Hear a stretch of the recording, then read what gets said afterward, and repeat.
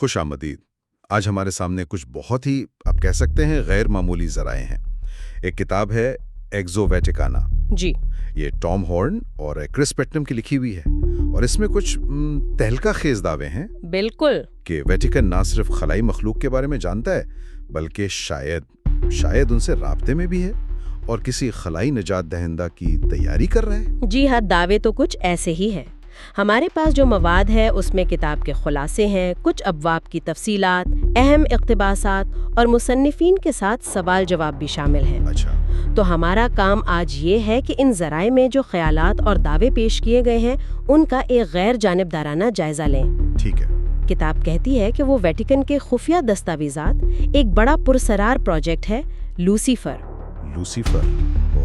جی، U F Os کی حقیقت اور قدیم پیشین گوئیوں کے درمیان جو چھپے ہوئے روابط ہیں نا، ان سے پردہ اٹھائے گی۔ واہ، یہ تو واقعی بہت بڑا دعویٰ ہے۔ تو پھر چلیں اس پیچیدہ اور دلچسپ موضوع کی گہرائی میں اترتے ہیں۔ جی ضرور۔ بنیادی سوال تو یہی لگتا ہے کہ کیا ویٹیکن واقعی ماورائے ارضی ذہانت کے بارے میں کچھ ایسا جانتا ہے جو باقی دنیا سے چھپایا گیا ہے؟ یہی مرکزی سوال ہے۔ کتاب کا آغاز ایک بڑے دلچسپ تصور سے ہوتا ہے، لافانی یا ایمورٹلز۔ مصنفین کہتے ہیں کہ یہ وہ مخلوقات ہیں جنہیں موت نہیں آتی، لیکن ضروری نہیں کہ وہ ہمیشہ سے ہوں۔ یعنی ازلی نہیں پر لافانی۔ ٹھیک۔ ہاں، ان میں بائبل میں ذکر کردہ فرشتے یعنی ملک اور خدا کی فوجیں صبح وہ شامل ہیں جو جسمانی شکل وہ اختیار کر سکتے ہیں۔ جی ہاں، اور یہاں جو بات اصل میں توجہ طلب ہے نا، وہ یہ کہ کتاب ان لافانی مخلوقات کو صرف آپ کہیں مذہبی کہانیوں تک نہیں رکھتی۔ اچھا، یہ انہیں قدیم دنیا کی داستانوں سے جوڑتی ہیں، جیسے اپاچی اور ہوپی قبائل کی کہانیاں ہیں۔ بائبل میں ذکر ہے دیو کامت نیفلم کا۔ نیفلم، ہاں میں نے سنا ہے۔ کتاب پیدائش میں بالکل، جنہیں خدا کے بیٹوں اور انسان کی بیٹیوں کی اولاد کہا گیا ہے، بہت طاقتور دیو جیسے جنگجو، اور کتاب ان سب کو آج کل کی یو ایف او کہانیوں سے جوڑتی ہے۔ اچھا، تو کتاب یہ کہہ رہی ہے کہ شاید جو کہانیاں ہم آج یو ایف اوز اور خلائی مخلوق کے بارے میں سنتے ہیں وہ دراصل وہ ہزاروں سال پرانی کہانیوں کی ہی نئی شکل ہیں۔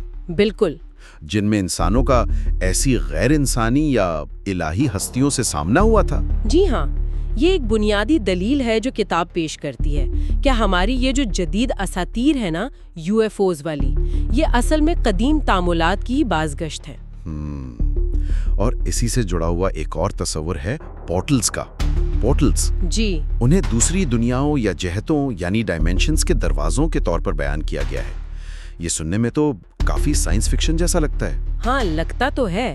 کتاب کہتی ہے کہ یہ پورٹلز ٹیکنیکلی بھی ہو سکتے ہیں، جیسے سائنس فکشن میں دکھاتے ہیں نا، ورم ہولز۔ ہاں، ورم ہولز، خلا میں شارٹ کٹ۔ بالکل، اور یہ مافوق الفطرت بھی ہو سکتے ہیں، جیسے کوئی خاص روحانی رسومات ہوں، ان کے ذریعے کھولے گئے دروازے۔ اچھا، کتاب کا دعویٰ ہے کہ دنیا بھر کی قدیم ثقافتوں میں ایسے مقامات یا راستوں کا ذکر ملتا ہے۔ تو یہ صرف نظریاتی باتیں نہیں ہیں، کیا کتاب میں ایسی اصلی جگہوں کا بھی ذکر ہے جہاں یہ مبینہ پورٹلز ہو سکتے ہیں؟ جی بالکل، ایک اہم مثال جو کتاب پیش کرتی ہے وہ ماؤنٹ گراہم کی ہے، ایریزونا میں۔ ماؤنٹ گراہم، ایریزونا، ٹھیک ہے۔ یہ جگہ سان کارلوس اپاچی قبیلے کے لیے بہت مقدس ہے، اور کتاب کے مطابق ویٹیکن نے اسی پہاڑ پر اپنی جدید ترین دوربینیں نصب کی ہیں۔ ویٹیکن نے اپاچیوں کی مقدس جگہ پر؟ جی، اور اسے LUCIFER پروجیکٹ کا حصہ بتایا جاتا ہے۔ LUCIFER؟ جی، یہ نام تو خود ہی کافی کچھ اور ہی کہانی سناتا ہے۔ یقیناً، اور کتاب اس نام پر بھی بات کرتی ہے، لیکن ماؤنٹ گراہم کے حوالے سے اپاچی قبیلے کا عقیدہ یہ ہے کہ یہ پہاڑ ایک سٹار گیٹ ہے، ایک دروازہ، سٹار گیٹ، جہاں سے ان کے آباء و اجداد یعنی ستاروں کے لوگ وہ اترے تھے۔ ان کی جو تخلیق کی داستانیں ہیں نا، ان میں ایک خالق کا اڑن تشتری جیسی چیز میں آنے کا ذکر ہے۔ اڑن تشتری میں؟ جی، اور قدیم دیو کامت مخلوقات کا بھی، جنہیں وہ جائنٹوپڈز کہتے ہیں، اور یہ بائبل کے نیفلیم سے کافی ملتے جلتے ہیں۔ یہ تو حیران کن مماثلت ہے، مطلب ایک مقامی امریکی قبیلے کی روایات اور بائبل کی کہانیاں وہ ایک جیسی باتیں کر رہی ہیں؟ کتاب یہی نقطہ اٹھاتی ہے. وہ کہتی ہے کہ یہ مماثلتیں اتفاقی نہیں ہو سکتی. سیڈونا ایریزونا کا بھی ذکر ہے جو وہیں قریب ہے. سیڈونا بھی؟ ہاں، وہ جگہ بھی اپنی پراسرار توانائی کے مراکز یعنی وارٹیکسز کے لیے مشہور ہے. یو ایف اوز دیکھنے کے بہت دعوے ہوتے ہیں وہاں، اور قدیم مقامی امریکی روایات بھی ہیں. کتاب کے مطابق یہ جگہ ممکنہ طور پر ان پورٹلز یا دروازوں سے منسلک ہے. یہ تو ہو گئی قدیم روایات اور مقدس مقامات کی باتیں. کیا کتاب جدید سائنس کو بھی اس تصویر میں کہیں فٹ کرتی ہے؟ ہیڈرن کولائیڈر والی؟ وہی کتاب اسی لارج ہیڈرن کولائیڈر LHC پر توجہ مرکوز کرتی ہے، اور دعویٰ یہ کیا جاتا ہے کہ سرن کا مقصد صرف کائنات کی ابتدا جیسے بگ بینگ کو سمجھنا نہیں ہے. تو پھر کیا ہے؟ بلکہ ان کے تجربات ممکنہ طور پر دوسری جہتوں کے دروازے کھول سکتے ہیں، یا شاید پہلے ہی کھول چکے ہیں. کیا دوسری جہتوں کے دروازے؟ یہ تو بالکل کسی سائنس فکشن فلم کا پلاٹ لگ رہا ہے. کیا کتاب اس دعوے کی کوئی بنیاد بتاتی ہے؟ کتاب کئی چیزوں کی طرف اشارہ کرتی ہے. ایک تو سرن کے نام کا تعلق سرنونس نامی قدیم کیلٹک دیوتا سے جوڑا گیا ہے. سرنونس؟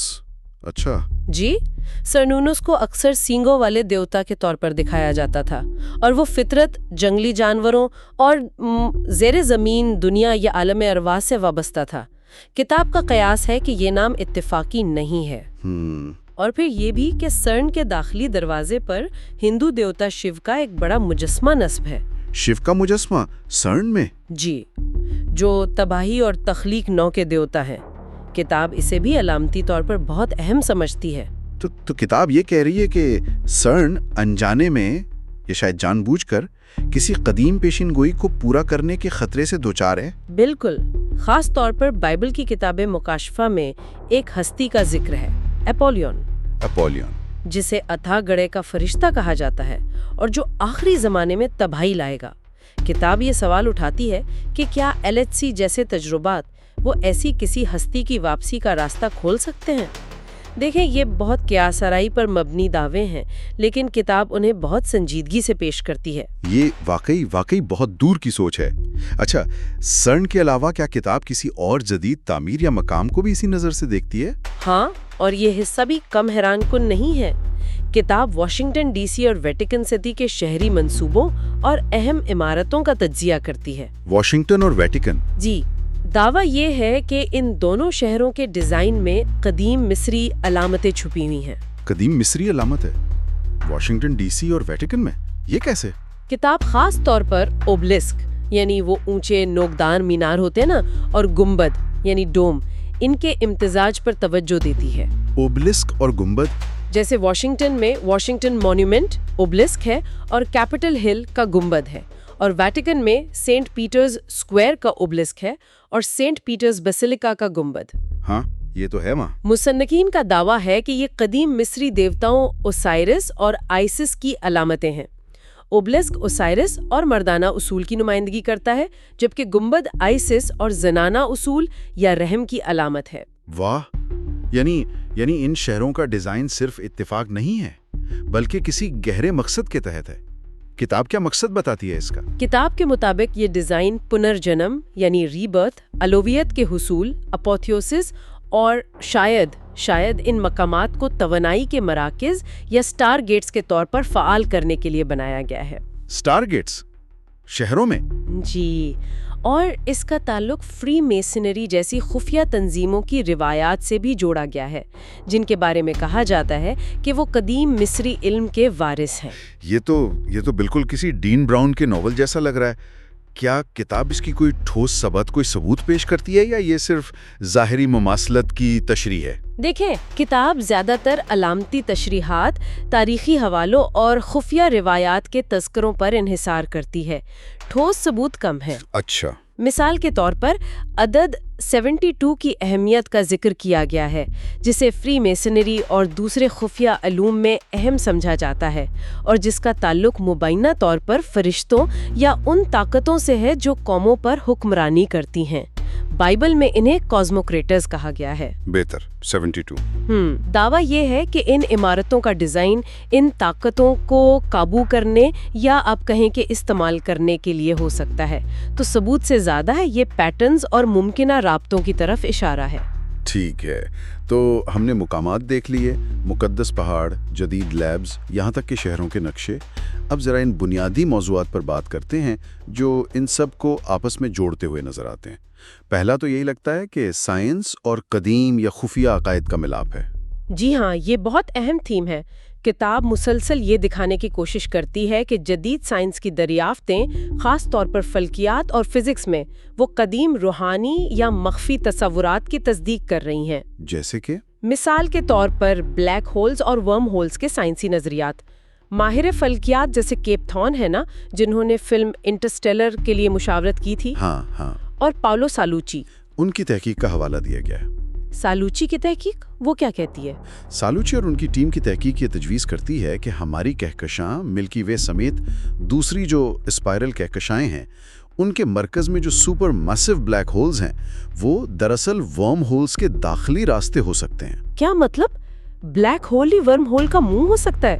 جی، اگر ایسا ہے تو یہ کائنات میں ایک طرح کا گیلیکٹک ٹرانسپورٹ سسٹم بن سکتا ہے، یعنی ایک کہکشاں سے دوسرے میں جانے کا راستہ۔ کتاب اسے قدیم زمانے کے پورٹلز یا سٹار گیٹ کے تصور کے متوازی سمجھتی ہے۔ تو سائنس انجانے میں قدیم اساطیر کو درست ثابت کر رہی ہے، یہ کتاب کا موقف ہے۔ بالکل اسی طرح خفیہ علم کا تصور، خاص نمونوں کا، اور توانائی کے جال یا گرڈز کا تصور بھی بہت اہم ہے۔ گرڈز؟ توانائی کے جال؟ جی، مشہور موجد نکولا ٹیسلا تھے نا، ان کے 3، 6، 9 نمبروں کے بارے میں پراسرار خیالات کا ذکر ہے، جنہیں وہ کائنات کی کنجی سمجھتے تھے۔ ٹیسلا کے نمبرز؟ ہاں۔ مارکو روڈن کے وارٹیکس میتھمیٹکس اور ورلڈ گرڈ تھیوری کا بھی حوالہ ہے۔ ورلڈ گرڈ تھیوری یہ کیا ہے؟ یہ نظریہ کہ زمین پر توانائی کی لکیروں کا ایک جال بچھا ہوا ہے، اور اہم قدیم تعمیرات وہ اسی جال کے خاص مقامات پر بنائی گئی ہیں۔ اچھا۔ یہ خیال ہے کہ قدیم تہذیبیں جن کے پاس شاید آج سے زیادہ ترقی یافتہ علم تھا، وہ زمین کی قدرتی توانائیوں کو، جنہیں ٹیلورک انرجیز کہتے ہیں، استعمال کرنا جانتی تھیں۔ ٹیلورک انرجیز؟ وہ میگالیتھک ڈھانچے بناتے تھے، جیسے مصر کے اہرام ہیں یا سٹون ہینج، ان توانائی کے مراکز پر جنہیں ایکسس منڈی یعنی دنیا کا روحانی مرکز سمجھا جاتا تھا۔ ایکسس منڈی۔ کتاب تجویز کرتی ہے کہ یہ جگہ بھی ایک طرح کے پورٹلز یا توانائی کے کنڈکٹر کے طور پر کام کرتی تھیں، اور خفیہ سوسائٹیاں آج بھی اس علم اور توانائی کو کنٹرول کرنے کی کوشش میں لگی ہوئی ہیں۔ امبرٹو ایکو کا مشہور ناول ہے نا، فوکو کا پینڈولم، ہاں پڑھا ہے۔ اس میں بھی اسی قسم کے نظریات کو بہت خوبصورتی سے بنا گیا ہے۔ یہ سب سننے میں تو بہت پراسرار ہے۔ کیا کتاب میں کچھ اور ایسے مقامات کا ذکر ہے جو اس نظریے کو سپورٹ کرتے ہوں؟ ہاں، کئی مشہور پراسرار مقامات کا ذکر آتا ہے، جیسے برمودا ٹرائنگل۔ برمودا ٹرائنگل، جہاں جہاز اور ہوائی جہاز غائب ہو جاتے ہیں۔ ماؤنٹ شاسٹا کیلیفورنیا میں، جس کے بارے میں عجیب و غریب مخلوقات اور پوشیدہ شہروں کی کہانیاں مشہور ہیں۔ ماؤنٹ شاسٹا، ٹھیک ہے۔ ترکی میں گوباکولی ٹیپے، جو تقریباً 12,000 سال پرانا ہے، یعنی اہرام مصر سے بھی پہلے کا، جس نے تاریخ کے بارے میں ہمارے سارے تصورات کو چیلنج کر دیا ہے۔ 12,000 سال؟ جی، اور لبنان میں بلبک کے کھنڈرات، جہاں ناقابل یقین حد تک بھاری پتھروں کے بلاکس استعمال ہوئے ہیں، جنہیں آج کی جدید ترین کرینیں بھی شاید نہ اٹھا سکیں۔ کتاب ان سب کو قدیم جدید ٹیکنالوجی یا مافوق الفطرت اثرات کے ثبوت کے طور پر پیش کرتی ہے۔ ان تمام نظریات کے پیچھے ایک اور بڑا موضوع مجھے مذہب اور روحانیت کا لگ رہا ہے، خاص طور پر قدیم مذاہب اور خفیہ علوم کی طرف واپسی کا رجحان۔ جی بالکل، کتاب یہ دلیل دیتی ہے کہ جیسے جیسے مغربی معاشروں میں روایتی مذہب، خاص طور پر عیسائیت کا اثر کم ہوا ہے اور سیکولر انسانیت پرستی غالب آئی ہے، ویسے ویسے قدیم پاگنزم اور مخفی یا خفیہ علوم اوکلٹزم ان میں دلچسپی بڑھی ہے۔ اچھا۔ اس ضمن میں کتاب ایک خاص واقعے پر بہت زور دیتی ہے جسے بیبلون ورکنگ کہا جاتا ہے۔ بیبلون ورکنگ یہ کیا تھا؟ یہ ایک انتہائی متنازع اور پرسرار قسم کی جادوئی رسم تھی جو مبینہ طور پر 1946 میں کیلیفورنیا میں کی گئی۔ 1946 میں؟ جی، اور اسے انجام دینے والے دو اہم لوگ تھے، ایک جیک پارسنز جو ناسا کی جیٹ پروپلشن لیبارٹری JPL کے بانیوں میں سے تھے اور ایک مشہور راکٹ سائنسدان تھے۔ JPL کا بانی؟ جی ہاں، اور دوسرے ایل رون ہبرڈ جو بعد میں سائنٹولوجی مذہب کے بانی بنے۔ سائنٹولوجی کا بانی یہ دونوں؟ جی، یہ دونوں معروف برطانوی جادوگر ایلسٹر کراؤلی کے پیروکار تھے۔ ایک JPL کا بانی اور دوسرا سائنٹولوجی کا، ایک ساتھ جادوئی رسم کر رہے تھے۔ یہ تو واقعی عجیب ہے۔ اس رسم کا مقصد کیا تھا؟ کتاب کے مطابق اس رسم کا مقصد تھا کراؤلی کی تعلیمات کے مطابق ایک الوہی زنانہ ہستی جسے بیبلون کہا جاتا ہے اسے انسانی شکل میں جنم دینا یا زمین پر بلانا۔ لیکن کتاب کا دعویٰ ہے کہ اس رسم نے نادانستہ طور پر ایک پورٹل یا ایک دروازہ کھول دیا اور اسی واقعے کے فوراً بعد 1947 سے جدید UFO دور کا آغاز ہوا۔ 1947 سے؟ جی، جس میں کینتھ ہارنلڈ کی مشہور فلائنگ سوسر رپورٹ تھی، روزویل کا واقعہ تھا۔ کتاب اسے محض اتفاق نہیں سمجھتی۔ تو کتاب کہہ رہی ہے کہ ایک جادوئی رسم نے UFOs کے لیے دروازہ کھول دیا اور اس کا تعلق ثقافتی تبدیلیوں سے بھی ہے۔ ہاں، کتاب اسے مغربی ثقافت میں آنے والی بڑی تبدیلیوں سے بھی جوڑتی ہے، خاص طور پر جنسیت، جنس یعنی جینڈر اور نسوانی تحریکوں کے حوالے سے۔ یہ بہت ہی متنازع اور دور رس دعوے ہیں جو پارسنز اور ہبرڈ کی اس مبینہ رسم سے منسلک کیے گئے ہیں۔ اسی سلسلے میں کتاب سائیکیڈیلک مادوں کا بھی ذکر کرتی ہے، یعنی نشاور جڑی بوٹیاں یا کیمیکلز۔ جی، انہیں بھی روحانی دنیا یا دوسری جہتوں کے پورٹل کے طور پر بیان کیا گیا ہے۔ کتاب یونانی لفظ فارمیکیون کا حوالہ دیتی ہے۔ فارمیکیون؟ جی، جس سے انگریزی لفظ فارمیسی نکلا ہے، لیکن قدیم یونانی میں اس کا مطلب صرف دوا نہیں تھا بلکہ جادو ٹونا یا زہر بھی تھا۔ بائبل میں بھی اس لفظ کا ترجمہ اکثر جادوگری سورسری کیا گیا ہے۔ اچھا۔ کتاب جدید تحقیق کا حوالہ دیتی ہے، جیسے DMT پر ہونے والی تحقیق، جس میں لوگ یہ دعویٰ کرتے ہیں کہ انہوں نے غیر انسانی مخلوقات یا ہستیوں سے رابطہ کیا ہے۔ کتاب اسے بھی ممکنہ طور پر پورٹلز کے ذریعے ہونے والے رابطے کی ایک شکل قرار دیتی ہے۔ تو خلاصہ یہ ہوا کہ کتاب قدیم کہانیوں، مقدس مقامات، جدید سائنس، خفیہ تنظیموں، شہری منصوبہ بندی، جادوئی رسومات اور یہاں تک کہ نشہ آور ادویات کو، ان سب کو ایک ہی بڑے پراسرار جال میں بنتی ہے۔ جی بالکل۔ اور ان سب کا تعلق کتاب کے مطابق قدیم پیشین گوئیوں سے ہے۔ بالکل، آخر میں کتاب بار بار قدیم پیشین گوئیوں کا حوالہ دیتی ہے، خاص طور پر بائبل کے آخری زمانے یعنی اینڈ ٹائم سے متعلق پیشین گوئیوں کا۔ کتاب کا مرکزی خیال یہی ہے کہ یہ تمام بظاہر الگ تھلگ نظر آنے والے واقعات جیسے ویٹیکن کی مبینہ خفیہ سرگرمیاں، UFOs کا بڑھتا ہوا ذکر اور ان کی قبولیت، سن کے تجربات، دنیا بھر میں قدیم علامتوں کا استعمال، خفیہ علوم میں بڑھتی دلچسپی، یہ سب مل کر ان پیشین گوئیوں کی تکمیل کی طرف اشارہ کر رہے ہیں۔ اور اس تکمیل میں خلائی مخلوق کا کردار ہے۔ جی، کتاب کے مطابق ایک ایسی تکمیل جس میں ماورائے ارضی مخلوقات کا کردار مرکزی ہو سکتا ہے۔ تو ان تمام ذرائع سے جو تصویر سامنے آتی ہے وہ واقعی بہت پیچیدہ ہے، تہدار ہے اور سچ کہیں تو کافی پریشان کن بھی ہے۔ قدیم افسانے، مذہبی پیشن گوئیاں، جدید سائنس، خفیہ معاشرے اور طاقتور اداروں جیسے ویٹیکن کے مبینہ خفیہ ایجنڈے، یہ سب ایک دوسرے سے جڑے ہوئے نظر آتے ہیں۔ یقیناً کتاب ایگزو ویٹیکانا سے لیے گئے یہ اقتباسات اور خلاصے بہت سے چونکا دینے والے دعوے اور نظریات پیش کرتے ہیں۔ یہ ایمان، ٹیکنالوجی، تاریخ کی ہماری سمجھ اور کائنات میں انسانیت کے مقام کے بارے میں گہرے اور آپ کہیں کہ بنیادی سوالات اٹھاتے ہیں۔ ہاں، سوالات تو بہت ہیں، لیکن یہ یاد رکھنا بہت ضروری ہے کہ یہ سب کتاب کے مصنفین کے پیش کردہ نظریات ہیں، ان کی تشریحات ہیں، قیاس آرائیاں ہیں۔ انہیں قبول کرنے سے پہلے تنقیدی نقطہ نظر سے جانچنا لازمی ہے۔ بالکل۔ ہمارا مقصد یہاں ان نظریات کی تصدیق یا تردید کرنا نہیں، بلکہ ان ذرائع میں جو کچھ کہا گیا ہے اسے سامعین تک پہنچانا تھا۔ جی، آج کے اس جائزے نے یقینی طور پر سوچنے کے لیے بہت کچھ فراہم کیا ہے۔ یہ نظریات قدیم حکمت، جدید سائنس اور ممکنہ طور پر چھپے ہوئے ایجنڈوں کے درمیان ایک ایسے غیر معمولی تعلق کی طرف اشارہ کرتے ہیں جس پر عام طور پر بات نہیں ہوتی۔ یہ واقعی غور طلب بات ہے۔ اگر قدیم علم اور جدید ٹیکنالوجی واقعی اس طرح آپس میں مل رہے ہیں یا ٹکرا رہے ہیں جیسا کہ یہ ذرائع دعویٰ کرتے ہیں، تو اس کا انسانیت کے مستقبل کے لیے کیا مطلب ہو سکتا ہے؟ کیا ہم ایک نئے انقلابی دور کے دہانے پر کھڑے ہیں یا کسی پرانی بھولی بسری حقیقت کی طرف واپس جا رہے ہیں؟ اور شاید سب سے بڑا اور سب سے زیادہ پریشان کن سوال یہ ہے کہ اگر یہ پورٹلز، چاہے وہ تکنیکی ہوں، مافوق الفطرت ہوں یا دونوں کا امتزاج، اگر یہ واقعی حقیقی ہیں، جی، تو ان کے ذریعے کیا آ رہا ہے یا کیا لایا جا سکتا ہے، اور کیا انسانیت اس ممکنہ رابطے یا انکشاف کے لیے تیار ہے؟ یہ وہ سوال ہے جس پر غور کرنے کے لیے ہم اپنے سامعین کو چھوڑتے ہیں۔